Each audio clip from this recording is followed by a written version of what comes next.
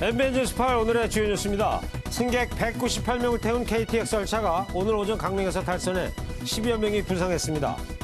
코레일은 기온 급강에 따른 선로 이상이 사고 원인으로 추정된다면서 모레 새벽까지는 복구를 완료하겠다고 밝혔습니다. 내년도 정부 예산안이 처리 시한을 엿새 넘긴 오늘 새벽 우여곡절 끝에 가결됐습니다. 야3당은 선거제도 개편을 요구하며 본회의에 불참했고 예산안이 처리되는 과정에서 고성과 몸싸움이 벌어지기도 했습니다. 어젯밤 늦게까지 유치원 3법을 처리하기 위한 여야 3당의 협상이 이어졌지만 끝내 이견을 좁히지 못했습니다. 학부모들이 낸 돈을 유용했을 때 처벌할 수 있게 하는 규정을 자유한국당이 인정할 수 없다고 맞서면서 또다시 결렬됐습니다. 경의선에 이어 동해선 철도를 공동으로 살펴보기 위해 우리 측 조사단이 오늘 오전 북한으로 넘어갔습니다. 남북 조사단은 오는 17일까지 열흘 동안 금강산에서 두만강까지 800km 구간의 철로와 시설 상태 등을 점검할 예정입니다. 검찰 수사 도중 극단적 선택을 한 이재수 전 기무사령관의 유서가 공개됐습니다. 이 전 사령관은 세월호 사고 당시 최선을 다했는데 이제와 사찰로 단죄한다니 안타깝다는 심경을 드러냈습니다. 한파와 칼바람까지 더해지면서 경기 북부와 강원도에는 올겨울 첫 한파 경보가 발령됐습니다. 서해안과 제주 산간에는 대설주의보가 내려지는 등 많은 눈이 내렸습니다. 여러분 안녕하십니까? MBN 뉴스 8 시작합니다. 오늘 오전 강릉발 KTX 열차가 탈선했습니다. 그나마 크게 다친 승객 없는 것이 다행이에요. 네, 200명에 가까운 승객들이 타고 있었는데요. 15명 정도가 타박상을 입었습니다. 대형 참사는 면했지만 전형적인 후진국형 사고였습니다. 그렇습니다. 자, 먼저 사고 개요를 이혁근 기자가 보도합니다. 서울로 쭉쭉 뻗어나가야 할 열차가 아예 선로를 벗어나 다른 선로까지 막아버렸습니다. 300m 정도가 좀 뒤틀어지고 부러지고 했습니다. 열차는 처참하게 세동강으로 끊어졌고 사고 충격으로 전철주는 완전히 부서졌습니다. 오전 7시 반 강릉에서 서울로 향하던 열차는 출발 5분 만에 선로를 벗어났습니다. 열차엔 승객 198명과 직원 3명이 타고 있었는데 15명이 타박상 등을 입어 인근 병원에서 치료를 받았습니다. 다행히 목숨을 잃거나 큰 부상을 당한 사람은 없는 것으로 전해졌습니다. 사고 지점이 강릉역과 진부역 사이라 이 구간 열차 운행은 전면 중단됐습니다. 코레일은 승객들을 진부역까지 버스로 이동시킨 뒤 진부역에서 다른 KTX 열차로 갈아타도록 했습니다. 하지만 이 과정에서 승객들이 영하 날씨에 발을 동동 구르며 밖에서 버스를 1시간 가까이 기다려야 했습니다. 이번 사고는 국무총리가 문제를 지적한 지 불과 사흘 만에 일어났습니다. 지난달에만 18건의 크고 작은 사고와 장애가 있었습니다. 유지관리 체계가 제대로 마련되고 작동되고 있는지, 유사시의 대응 역량과 업무 자세는 확립되어 있는지. 대형 참사는 면했지만 반복되는 KTX 사고에 시민들의 불안은 커지고 있습니다. MBN 뉴스 이혁근입니다. 오늘 탈선 사고가 난 KTX 강릉선은 작년 12월 22일 개통했습니다. 평창 동계올림픽을 대비한 노선이었는데요. 출발 5분 만에 시속 100km 미만의 속도로 달렸기에 망정이지 정말 대형 참사 날 뻔했습니다. 사고 열차에 타고 있던 승객들 얼마나 놀랐겠습니까? 안내방송도 없었고 추위에 떨어야 했습니다. 민경영 기자입니다. 사고의 순간 승객들은 미끄러짐과 마치 비포장도로를 달리는 듯한 진동을 느꼈다고 전했습니다. 급제동 소리와 함께 속도를 이기지 못한 선두 기관차와 1호객차는 선로를 완전히 이탈해 직각으로 접혔고 후미 기관차를 제외한 나머지 객차 역시 이 여파로 선로를 조금씩 이탈했습니다. 열차 내부는 순식간에 아수라장이 됐습니다. 아이들은 울고 심지어는 비명지르는 사람들도 있었고요. 아주 저는 솔직히 말해서 이러다 제가 이제 죽겠구나라는 생각이 들어요. 일부 승객은 머리에 피를 흘릴 정도로 부상을 당했지만 열차가 크게 기울어 외부의 도움 없이는 탈출이 힘들었던 상황. 더구나 사고 이후 이와 관련한 안내방송도 나오지 않아 승객들은 공포에 떨어야 했습니다. 처음에 문이 안 열렸었고 안 열려가지고 사람들이 막 내려고 하는데 그리고 방송은 처음에 잘 안 나오더라고요. 조용히 아침을 달리던 기차를 덮친 사고.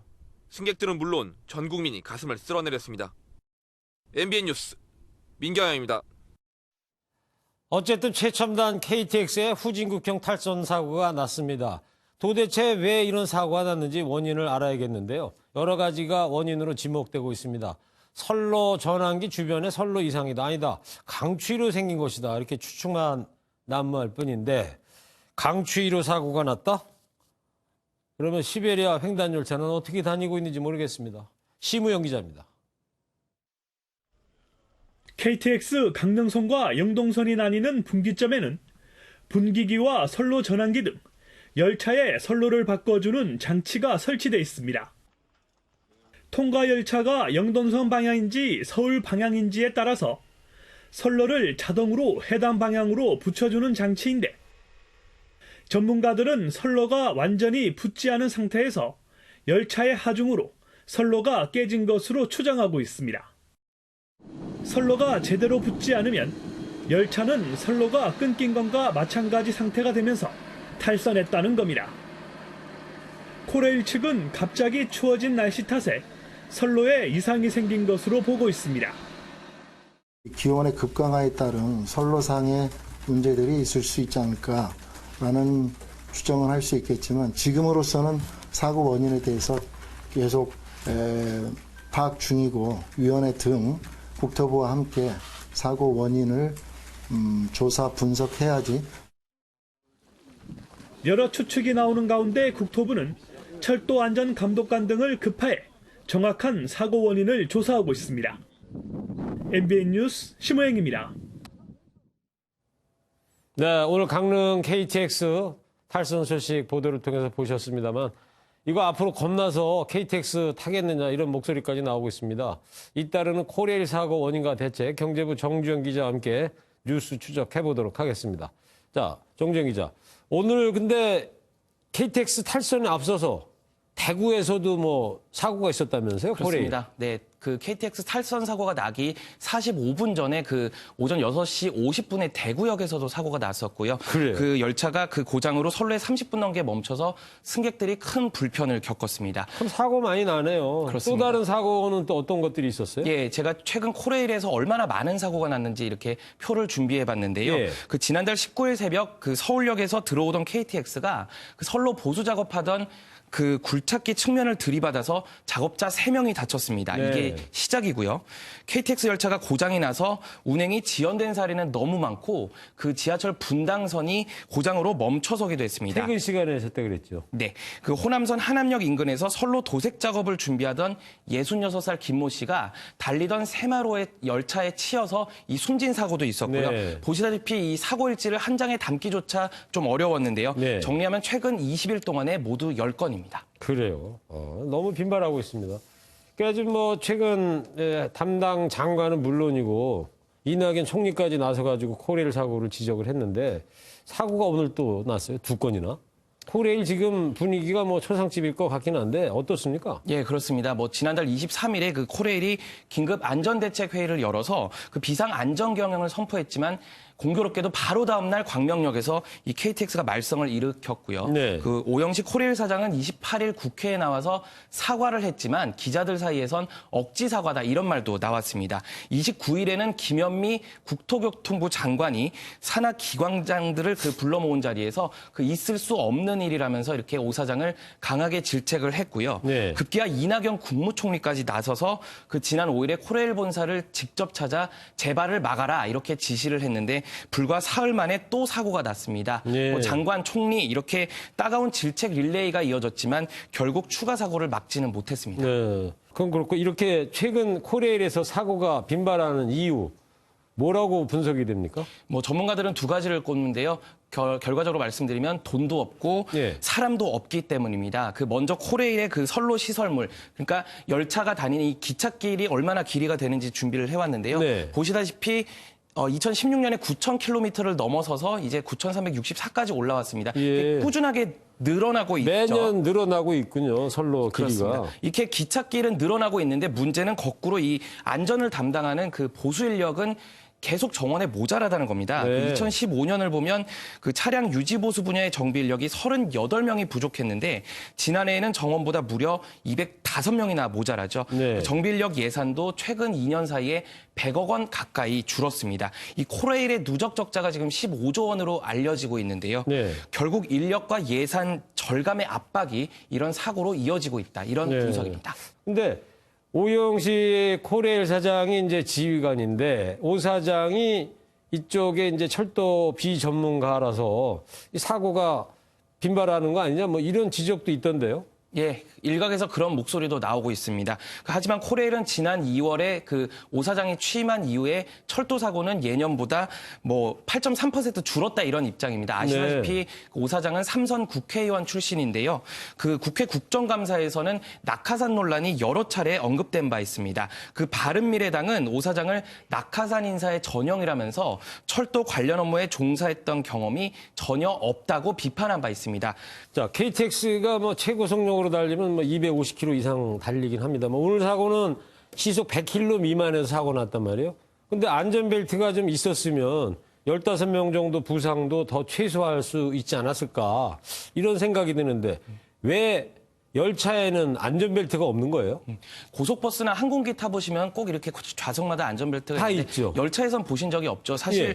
알아보니까 우리나라뿐만이 아니고 다른 나라에도 이렇게 열차 안에 안전벨트는 없는 경우가 대부분이라고 합니다. 왜 그런데요? 그 자동차 같은 경우는 급브레이크 밟으면 그 제동거리가 되게 짧아서 승객이 튕겨나갈 위험이 있잖아요. 그래서 그렇죠. 이렇게 매는데 철도는 좀 열차는 좀 다르다고 합니다. 그 KTX를 기준으로 말씀드리면 예. 그 객차 하나가 한 400톤 정도 되는데 무게가 네. 이렇게 자동차나 트럭 이런 거와 부딪혀도 이 승객이 큰 충격을 받지 않는다고 합니다. 워낙 덩치가 크니까. 그렇죠. 네. 예, 급제동 거리가 한 3km 되고요. 급제동에 걸리는 시간도 한 1분 정도 되기 때문에 좌석에서 승객이 튕겨나갈 위험은 적다 이런 뜻이라고 합니다. 이 열차 사고 같은 경우는 사실 객차가 찌그러져서 그 안에서 압사하는 경우가 좀 많은데 이 때문에 안전벨트가 사고가 났을 때 오히려 이 신속한 탈출을 좀 막을 수 있다 이런 의미라고 합니다. 네. 그래서 안전벨트를 매면 그 열차에서 사망자가 6배 늘어난다 이런 영국의 그 철도안전표준화위원회의 그 자료도 있었습니다.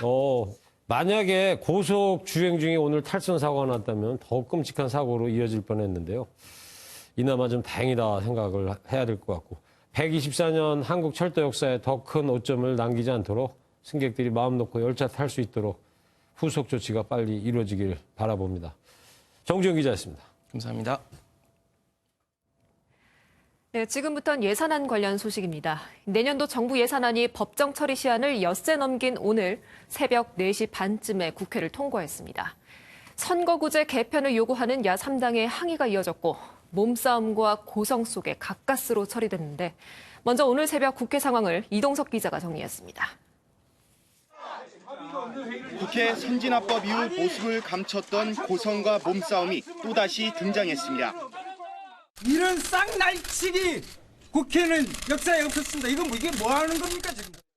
바른미래당, 민주평화당, 정의당 등 야3당이 선거제도 개혁 합의가 빠진 거대 양당의 예산안 통과를 막기 위해 밤샘 시위를 이어간 겁니다.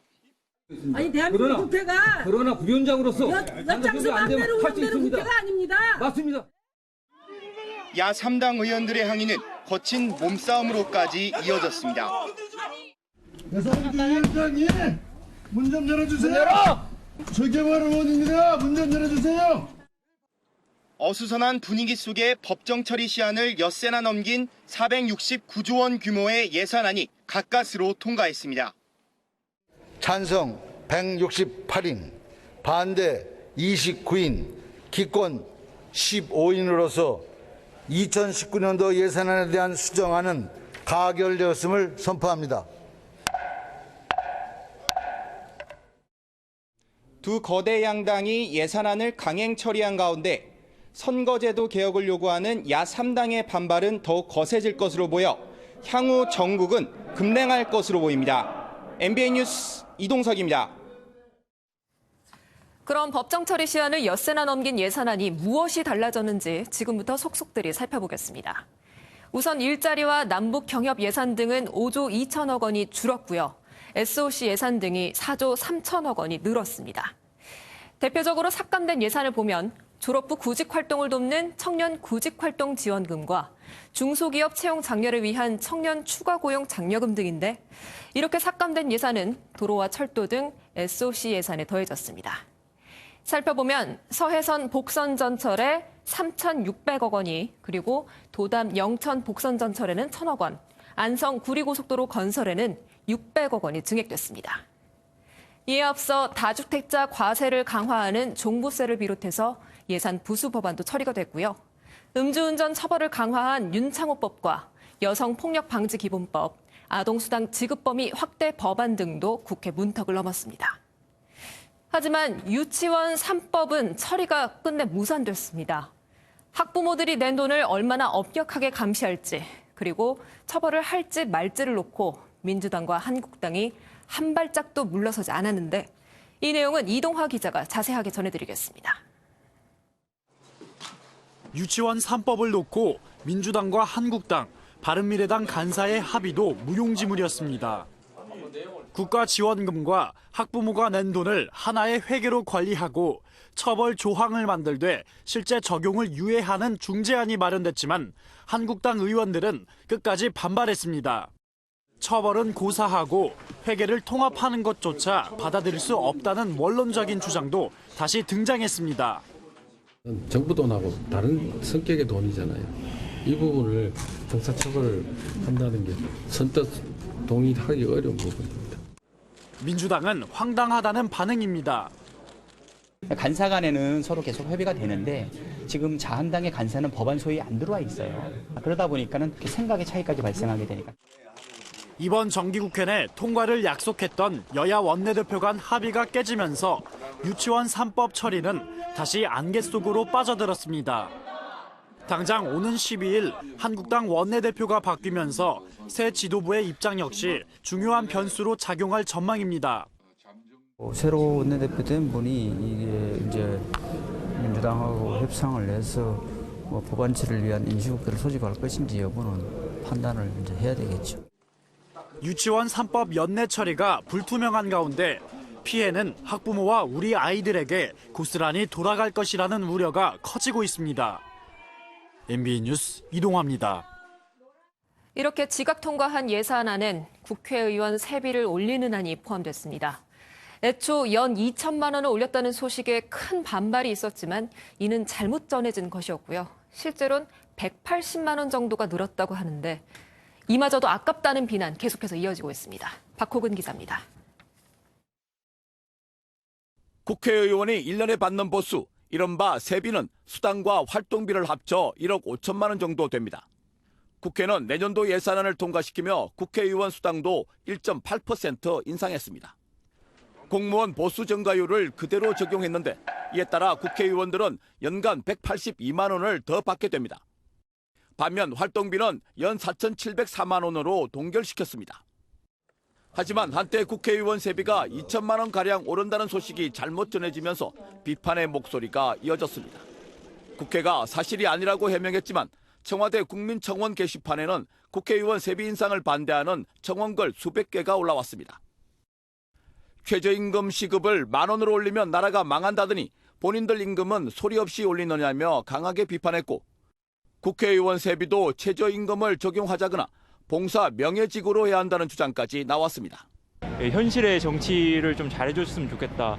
경제적인 상황이 좋아졌으면 좋겠다라고 생각을 하는데 현실적으로 나아진 건 많이 없잖아요. 기대하는 바가 많이 충족되지가 않는데 국회의원들은 더 많은 돈을 받아간다라고 하니까 상대적으로 많이 박탈감을 느끼는 것 같습니다. 국회 사무처는 국회의원 세비 인상 비난에 대해 장관급은 물론이고 차관급보다 상대적으로 적은 금액이라고 밝혔습니다. MBN 뉴스 박호근입니다. 지금 남북조사단이 북한 철도 공동 조사하고 있지 않습니까? 경의선 조사 마치고요. 오늘부터는 동해선 조사 시작했습니다. 강릉선 KTX 탈선 사고 난 마당에 북한 도우철도 조사한다는 게 좀 민망하긴 합니다만은 하여튼 동해선 구간에 우리 열차 달리는 건 분단 이후 처음이랍니다. 송주영 기자의 보도를 먼저 보시고요. 김정은 위원장의 연내 답방 관련 소식 뉴스 추적하겠습니다. 강추위를 피하려고 두툼한 외투를 입은 우리 측 조사단원들. 동해선 공동조사를 위해 북한으로 올라가려고 한 명씩 출경장으로 향합니다. 잘 다녀오겠습니다. 출경장을 나선 28명의 우리 조사단은 버스로 갈아타고 방북길에 올랐습니다. 이들은 오는 17일까지 열흘 동안 금강산에서 두만강까지 800km 구간을 이동하며 철도 상태를 점검합니다. 태풍 등 자연재해로 파손된 금강산 감호역에서 안변역까지는 버스로 이동하며 조사하고 안변역에서 두만강역까지는 열차에 탑승해 숙식을 해결하며 철도 상태를 점검합니다. 우리 열차가 동해선을 달리는 건 분단 이후 처음입니다. 철도 조사가 끝나면 우리 조사단은 원산에서 다시 버스로 돌아올 예정으로 이후 남북은 본격적으로 착공식 논의를 진행할 전망입니다. 남북 정상이 지난 9월 평양 공동선언에서 합의한 대로 연내 착공식이 가능할지도 관심입니다. MBN 뉴스 송정입니다. 다음 소식입니다. 어제 투신에 숨진 이재수 전 기무사령관의 유서가 공개됐습니다. 지금에 와서 기무사 활동을 사찰로 단죄하려 해 안타깝다는 내용이 있었는데요. 당시 국방장관이었던 김관진 전 장관은 검찰 수사에 대해서는 알지 못한다고 선을 긋는 모습이었습니다. 고정수 기자입니다. 세월호 유족 동향을 사찰했다는 혐의로 검찰 수사를 받던 이재수 전 기무사령관이 숨진 지 하루 만에 친필 유서 2장이 공개됐습니다. 수사와 관련해 당시 기무사가 최선을 다했는데 5년이 지난 지금 사찰로 단죄하다니 안타깝다는 취지가 첫머리에 적혔습니다. 기무사령관으로 있으면서 이런 일이 발생한 것에 대해서 모든 책임을 자기가 진다. 부하들은 좀 관대하게 처분을 해달라. 오로지 그 마음이고. 이 전 사령관은 주변에 미안함을 전하며 복잡한 정치 상황과 얽혀 제대로 되는 일을 하지 못했다고도 밝혔습니다. 이 전 사령관의 빈소에는 전 현직 군과 정치권 인사들의 발길이 이어졌습니다. 특히 검찰이 세월호 사찰 의혹 사건의 윗선으로 보고 있는 김관진 당시 국방장관도 빈소를 찾았습니다. 애석하게 생각합니다. 수사 문제에 대해서도 그건 잘 모르겠습니다. 애석합니다. 조문한 황교안 전 국무총리, 유승민 전 바른미래당 대표, 유기준 의원 등 야당 인사들은 검찰 수사를 일제히 비판했습니다. 무리한 수사는 없었다고 강조한 검찰은 사건 처리 방향에 대해 고민을 거듭할 것으로 보입니다. MBN 뉴스 고정수입니다. 택시 운전자 중에 65세가 넘는 고령 운전자들의 사고가 잇따르면서 불안감도 함께 커지고 있는데요. 이에 고령자라면 운전 자격을 제한해야 한다는 측과 아니다, 나이만 절대적으로 볼 게 아니라는 반발도 함께 나오고 있습니다. 박자은 기자가 취재했습니다. 지난달 서울 올림픽대로에서 벌어졌던 조경 작업자 사망 사고. 66살 택시 운전자 김모 씨가 전방 주시를 제대로 못해 일어났던 참변입니다. 문제는 고령 택시 운전자의 실제 사고 빈도가 잦다는 겁니다. 고령 운전자가 모는 택시를 타는 승객들은 불안함을 감추지 못합니다.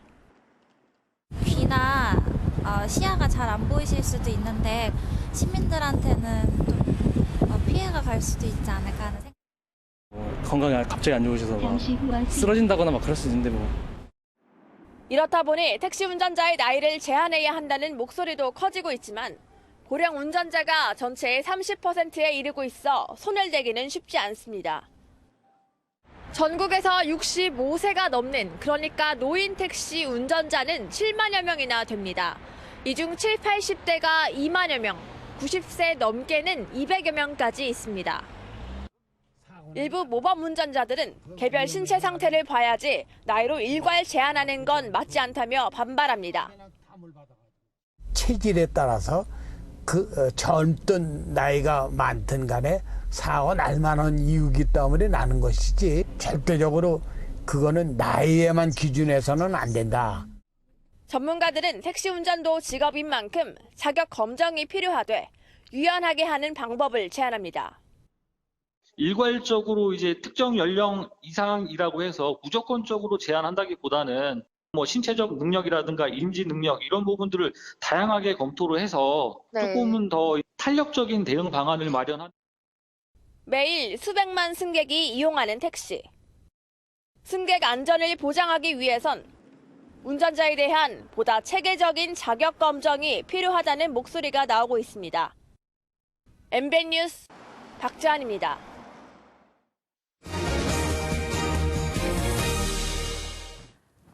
오늘 정말 추웠습니다. 목도리를 두르고 내복을 중무장해도 춥더라고요. 네, 강원도철은 아침에 영하 20도였고요. 서해안과 제주에 많은 눈까지 내렸습니다. 경기도 포천에서는 이 추위에 정전 사고까지 생겼다고 하는데 얼마나 힘드셨을까 싶어요. 그래요. 네. 근데 아까 버스 정류장에서 고등학생들 갔던데 자기들끼리 개춥다 그러더라고요. 그런데요? 근데 개가 안 보이던데 왜 개춥다 그래? 그게 이 멍멍이가 춥다는 게 아니고요. 네. 그 정말 너무너무 춥다는 그 신세대들의 표현입니다. 그런 겁니다. 예, 그런 겁니다. 자, 윤기란 기자가 보도합니다. 매서운 추위가 시민들의 발걸음을 재촉합니다. 두꺼운 옷을 입고 모자와 마스크로 얼굴을 가려보지만 파고드는 칼바람을 막기엔 역부족입니다. 주말에 춥다고 해서 내복도 껴입고 옷도 더 두껍게 입고 나왔는데 너무 추워서 깜짝 놀랐어요. 12월 초순 날씨로는 2012년 이후 6년 만에 찾아온 최악의 한파입니다. 강원도와 경기 북부에 올겨울 첫 한파 경보가 내려진 가운데 철원 지역은 영하 20.4도라는 기록적인 수치를 보였습니다. 설악산이 영하 20.1도, 연천이 영하 16.1도까지 떨어지는 등 전국 대부분의 아침 기온이 영하 10도 안팎으로 뚝 떨어졌고 낮에도 영하권을 맴돌았습니다. 한파 속에 이곳 경기도 포천 지역에서는 정전사고로 6천여 가구 주민들이 난방기구를 켜지 못해 2시간여 동안 추위에 떨어야 했습니다. 전기장판을 켜고 자는데 너무 추워서 일어나 보니까 판이 꺼져 있는 거예요. 물어봤더니 정전이 됐다고 이렇게 얘기를 하길래 너무 황당했죠. 밤사이 눈까지 내렸습니다. 서해안을 중심으로 군산이 14.6cm, 영광 8cm, 제주 산간에도 5.6cm의 눈이 쌓였습니다. 눈은 오늘 밤부터 다시 시작돼 내일 새벽까지 이어질 전망입니다. 기상청은 북극 한파의 영향으로 내일 추위가 절정에 달한 뒤 월요일 낮부터 차츰 누그러질 것으로 내다봤습니다. MBN 뉴스 윤기란입니다. 네, 이렇게 추운 날씨 속에 대한민국 체력왕 선발대회가 열렸습니다. 연령대별 우승자들은 내년 사이판 국제 마라톤 대회 참가 자격이 주어지는데요. 자존심이 걸린 대회라 그런지 오늘처럼 강추위를 녹일 정도로 현장 분위기가 뜨거웠답니다. 정광열 기자입니다. 전국 43개 국민체력센터에서 열린 지역 예선전을 통과한 30명이 청년, 중년, 장년 그룹으로 나뉘어 체력왕 선발대회를 치렀습니다. 연령대별 우승자 6명이 상패와 함께 받는 건 내년 3월 9일 사이판에서 열리는 국제 마라톤 대회 무료 참가 자격. 눈에 불을 켤 수밖에 없었습니다.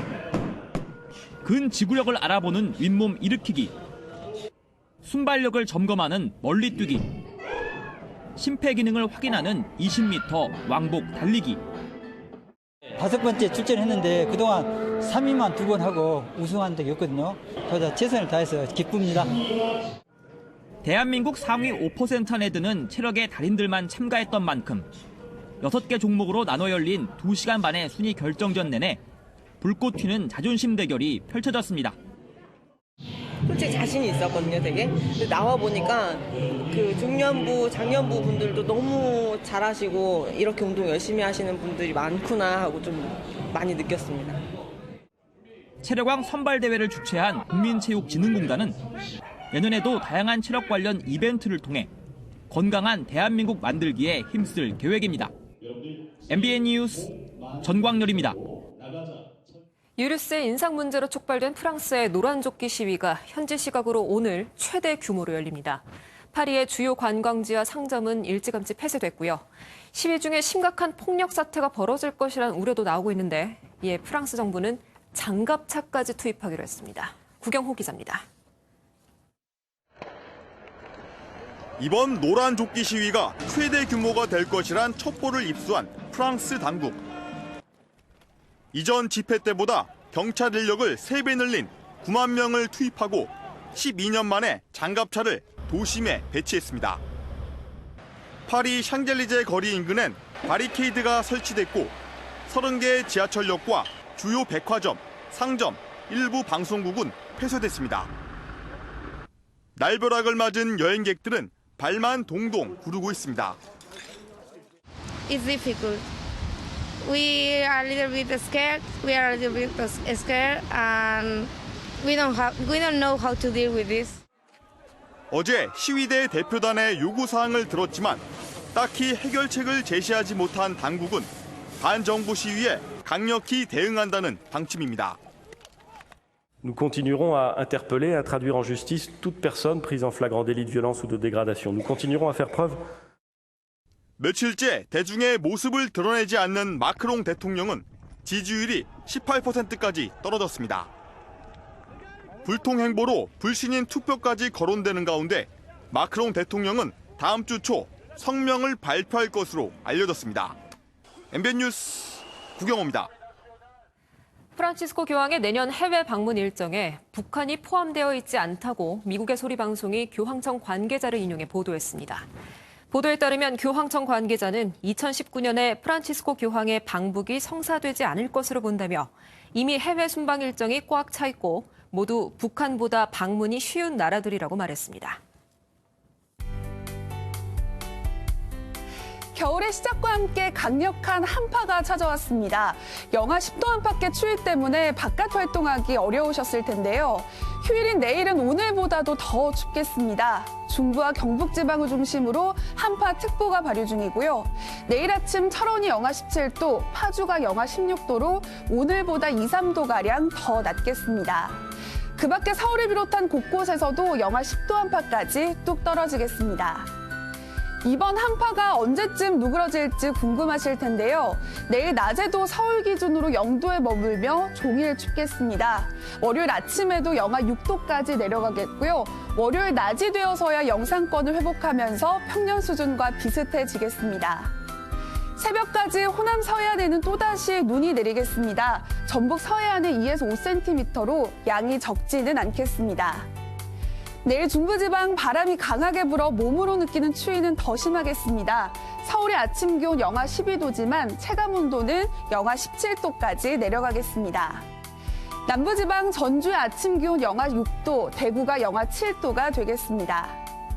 동해안 지방 강풍특보가 내려진 가운데 바람이 무척 강하게 불겠습니다. 다음 주 화요일에는 전국에 눈이나 비가 내리겠습니다. 날씨였습니다.